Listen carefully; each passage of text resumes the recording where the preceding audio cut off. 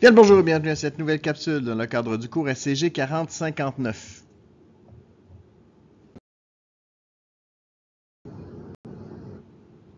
Aujourd'hui au programme, on parle du deuxième résumé de dossier, donc le résumé du dossier 2.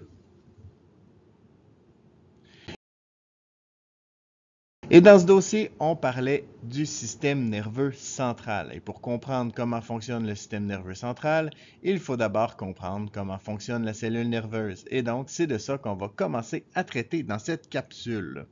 Donc, cette fameuse cellule nerveuse, elle est composée de dendrites, de corps cellulaires, du noyau, comme n'importe quelle cellule dans le corps humain, d'une axone et de terminaisons nerveuses. Donc, en fait, ce qui va arriver, c'est que les dendrites vont produire l'influx nerveux qui va passer à travers le corps cellulaire et l'axone pour se terminer aux terminaisons nerveuses.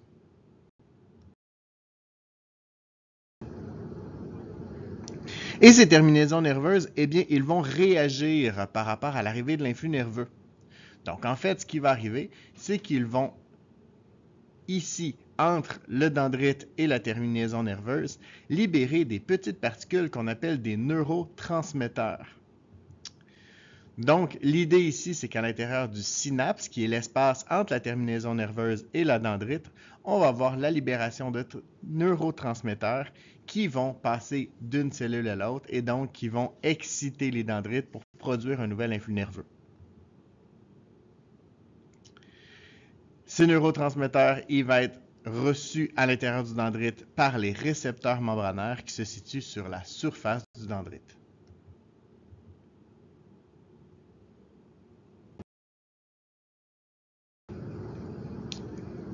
Et ces influx nerveux, eh bien, ils vont passer par les nerfs sensitifs pour se rendre, pour la plupart, à la moelle épinière.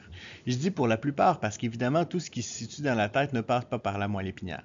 Mais pour ce qui est du reste, on s'entend que ça passe pas mal tout par notre autoroute de l'information qui est située à l'intérieur de notre colonne vertébrale et qu'on appelle la moelle épinière.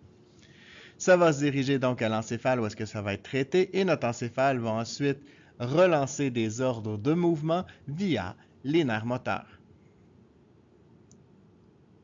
Traitons un peu de cette fameuse encéphale et commençons par les différentes zones du cerveau. Donc, on va avoir la zone visuelle qui est située derrière la tête, on va avoir l'aire du toucher qui est situé sur le côté, l'aire olfactive qui est située pas très loin du nez, l'aire gustative qui est juste derrière et l'aire de l'audition qui est située près des oreilles.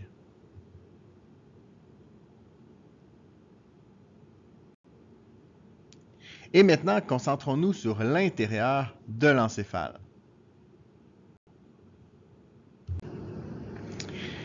Et ce cerveau, eh bien, il va avoir trois zones, soit le cerveau, le cervelet et le tronc cérébral. Maintenant, étudions notre cerveau dans tous ses angles. On a donc encore une fois notre cerveau, notre cervelet et notre tronc cérébral qui est représenté ici dans cette nouvelle coupe du cerveau. Et on va donc étudier l'hémisphère droit et l'hémisphère gauche qui vont avoir chacun leur rôle. Par la suite, on va voir la matière blanche qui est située à l'intérieur du cerveau, alors que la matière grise est située en surface. On va avoir également le corps calleux, le thalamus et le bulbe rachidien, dont vous aurez certainement à faire si vous faites des études plus poussées en biologie.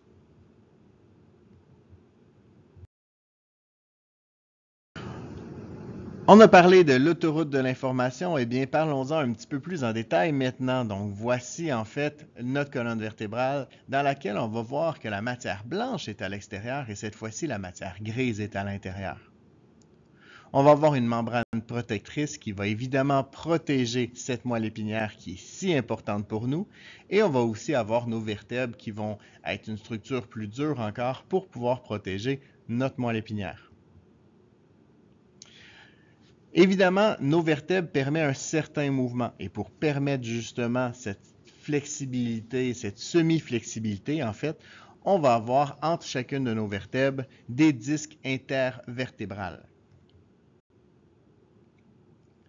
Et les nerfs rachidiens sont des nerfs importants qui vont relier les nerfs sensitifs et les nerfs moteurs à l'extérieur vers l'intérieur, donc l'intérieur qui est évidemment notre moelle épinière.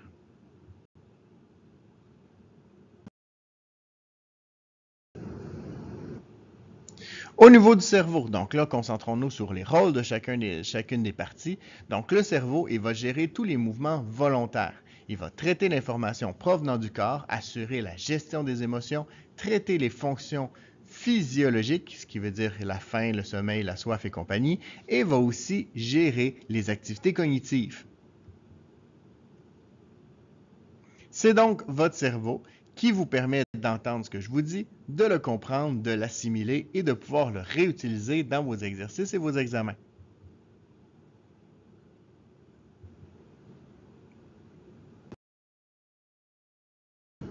Le deuxième élément de l'encéphale est le cervelet. Donc, le cervelet va gérer l'équilibre du corps, mémoriser les séquences courantes et analyser les informations pour en augmenter la précision. Donc, on peut parler par exemple de lasser ses souliers ici.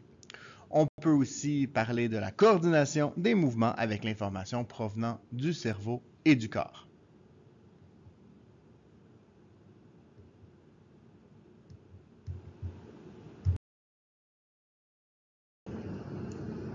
Parlons maintenant du tronc cérébral. Le tronc cérébral, son rôle sera de gérer les actes réflexes autonomes du corps. On parle ici de la digestion, du rythme cardiaque et du rythme respiratoire. Donc tout ce qu'on n'a pas nécessairement besoin de réfléchir, mais qui se fait un peu automatiquement. Il va aussi transmettre l'information de la moelle épinière au cerveau.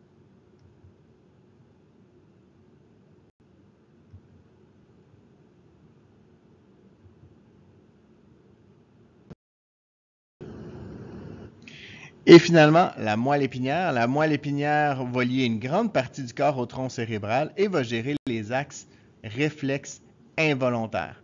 Donc, on entend ici, si je pile sur un clou, eh bien, la douleur va être si intense que l'influx nerveux ne se rendra jamais au cerveau. La moelle épinière va le gérer et va dire « enlève ton pied de là, ça presse ». C'est ce qui met fin à cette capsule résumée. J'espère qu'elle vous a plu et qu'elle ne vous a pas trop tombé sur les nerfs. Vous êtes maintenant les experts, à vous de surpasser le maître.